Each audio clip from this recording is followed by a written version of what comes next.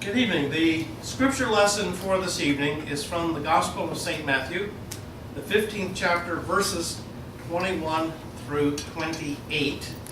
And I am reading from the New Revised Standard Version. Now, just to kind of put the story in context, the last 2 weeks in Matthew's Gospel, we first had the story of Jesus and the feeding of the 5,000 plus the women and children. Then the story of Jesus walking on the tempest. And this Sunday we're going to be looking at a conversation he has with a Canaanite woman. And then next week we move on to the feeding of the 4,000. So the bookends for this dialogue are feeding, and in between is healing and calming. So here's what Matthew writes. Jesus left that place and went away to the district of Tyre and Sidon. Just then, a Canaanite woman from the region came out and started shouting, "Have mercy on me, Lord, Son of David. My daughter is tormented by a demon." But he did not answer her at all. And the disciples came and urged him, "Send her away, for she keeps shouting after us." And he answered, "I was sent only to the lost sheep of the house of Israel." But she came and knelt before him, saying, "Lord, help me." He answered, "It is not fair to take the children's food and throw it to the dogs." She said, "Yes, Lord. Yet even the dogs eat the crumbs from their master's table." Jesus answered her, "Woman, great is your faith. Let it be done for you as you wish." And her daughter was healed instantly. Make no mistake about it. Jesus looks anything but messianic in this story.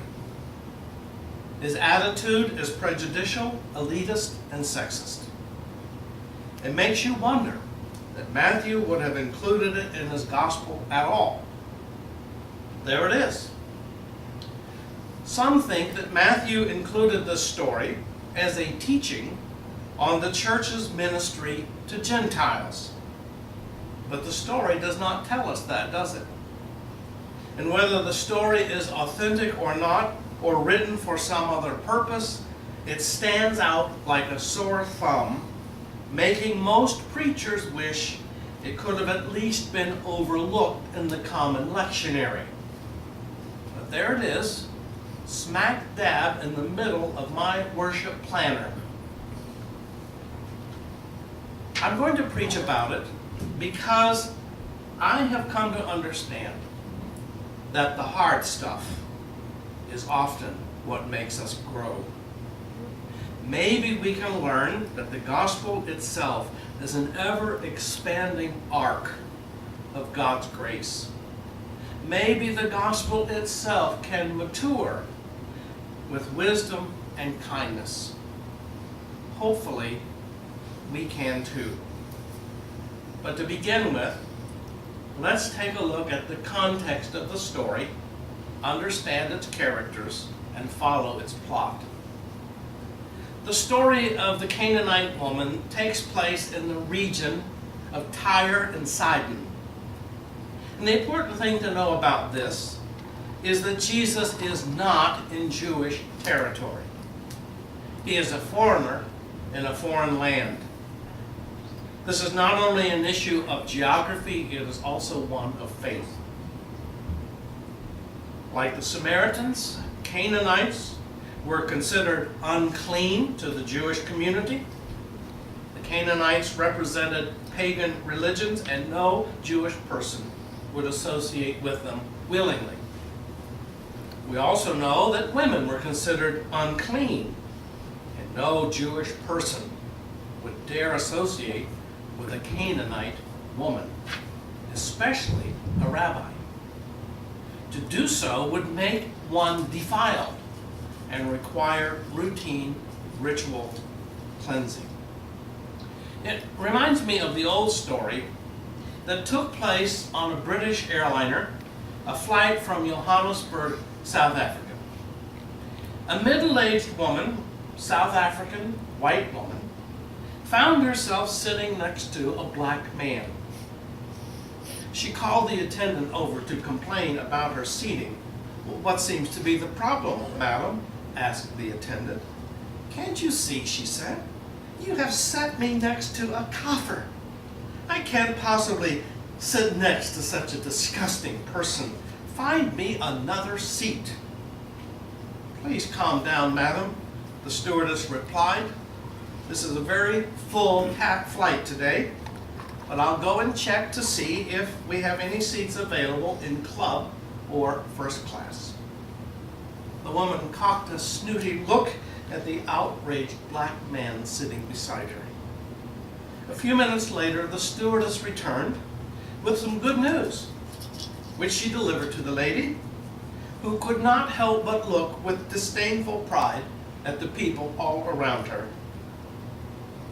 "Madam, unfortunately, the economy class is full. I've spoken to the cabin services director and the club is also full. However, we do have a seat in first class." Before the lady could say a word, the stewardess continued, "It is most extraordinary to make this kind of upgrade, and I had to get special permission from the captain. Given the circumstances, the captain felt that it was outrageous that someone should be forced to sit next to such an obnoxious person." And then addressing the black man, she said, "Sir, if you would gather your things, I have a seat for you in first class." The Jews in the audience who hear this conversation between the Canaanite woman and the rabbi would not have expected Jesus to speak to the woman, much less indulge her request. In fact, the disciples are so uncomfortable and annoyed, they urge Jesus to send her away. "She keeps shouting at us." I can hear them whining. Jesus states that he is sent to serve the lost sheep of the house of Israelite, meaning not Canaanite. The woman will not stop. She assumes a position of subservience by kneeling in front of the Nazarene and begs, "Lord, help me." I don't think we can overstate the gravity of this public act of self-exposure and vulnerability. This is a mom fighting for the life of her child. We do not know the torment that is breaking her heart. The nights she has stayed awake, rocking this child in the wee hours, or the time that she has spent pacing across the kitchen floor, praying that some God would show her mercy. She has been to every physician, every therapist, every pediatric specialist, and none can save her. Humiliating herself in public may be beneath the dignity of some people, but at this point, pride is not the issue. Jesus does not relent. He speaks again. It is not fair to take the children's food and throw it to the dogs. Undaunted, the woman replies, "Yes, Lord. Yet even the dogs eat the crumbs that fall from their master's table." With no shame, the woman gets in Jesus' face and challenges him to be the Christ of the world. "I'm not asking you to take anything away from your people, your religion, your family or friends. I am only asking for the crumbs from your abundance. I'm only asking for a thimbleful of water. I am only asking for a touch, a whisper, a glance of your grace. I'm nobody, Jesus, but my daughter is everything to me. Lord, help me." Could there be any other answer than to say, "Woman, great is your faith. Let it be done for you as you wish." And quietly, Matthew states that the daughter is healed. One who is foreign, unclean, female, alien, powerless, and shame-filled is now the vessel of God's grace. Notice very carefully that Matthew does not say that Jesus healed the Canaanite woman's child. He states that it was her faith that made the daughter whole. It was her faith that brought her to God's table. Her trust was greater than all of the walls of separation we work so hard to erect between God and one another. I am wondering if this is the same Jesus that will later say in Matthew 25, "For I was hungry and you gave me food, I was thirsty and you gave me something to drink.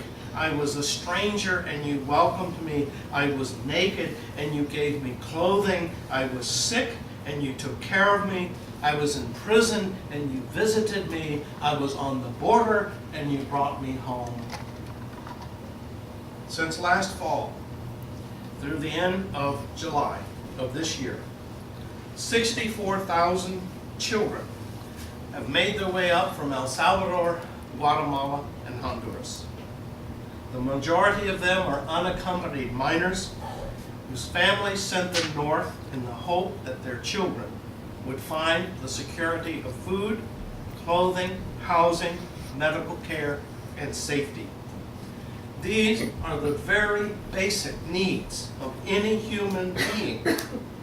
But these parents are not able to provide and guarantee them in countries that are rife with governmental corruption, ruthless drug cartels, sex trafficking, and extreme poverty. Young boys are forced into gangs under threat of torture or death. The journey to the United States is done on foot, bus, and boat. Along the way, the children find themselves subjected to manipulation and violence. Many of the young girls are raped on their journey. It is a desperate journey. And I cannot imagine the deep fear and trembling that these parents must have sending their kids north. That is how horrible the situation is in Central America. But the hope is that if they could reach the United States, they could be safe. Sadly, they are often greeted by Americans who curse them and demand that they go home. Robert Jones, imperial wizard of the loyal white knights of the Ku Klux Klan, said, and I quote, "If we can't turn them back, I think we pop a couple of them and leave their corpses at the border. Maybe they'll see how serious we are about stopping immigration." Closed quote. Let me repeat the desperate circumstances of Central American families and why they would risk such a journey for their children. Let's talk about the demons these children suffer with. Many of the local and sustainable economies of these countries have been decimated by the Central American Free Trade Agreement. What this means is that families in small villages can no longer grow enough food, or any food, that they need to feed their children. Mining companies from the United States and Canada are wreaking havoc on their environments and creating health hazards for human beings. There is an unmistakable relationship between drug usage in the United States and elsewhere and the drug cartels of Central and South America. The children who are gathering at the border of this nation are the spawn of social, economic, and political policies of their respective governments, global corporations, and major countries like the United States and Canada. Now, before I get into too much more trouble, let me be clear that the United States Congress must pass a comprehensive immigration policy that clarifies the rules and regulations by which persons may legally gain entry into this country, work and support their families, pay their taxes, and maybe even gain citizenship. We must resolve the issue of the 12 million immigrants who are in this country, some of them for decades. The legal process must be eminently fair, transparent, and properly resourced to process these detainees through our judicial system. I certainly agree that our borders must be made secure, but not because I'm worried about children, as I am terrorists. Every country has the right and responsibility to protect its land and sea from those who would bring us harm. The longer-term issues require us to review CAFTA and its economic impact on local economies and working people. We must reorient our economic philosophy of wealth, that its purpose is to serve human communities. These long-term issues will take decades to solve if anyone has the will to do so. In the meantime, what are we going to do with 64,000 children?